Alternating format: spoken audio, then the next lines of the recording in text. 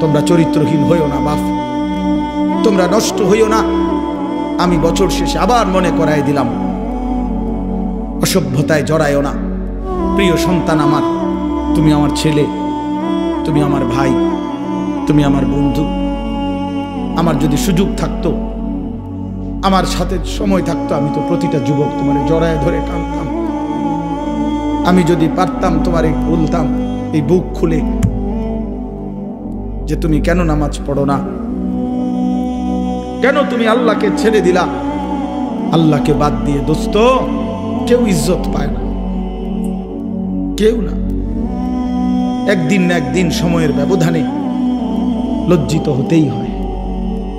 54 বছর পরে হোক আর 16 বছর পরে হোক, আল্লাহকে ছেড়ে দিলে, জুলুম আর নাফরমানি করলে বেইজ্জতি হতেই হয়, বেইজ্জতি।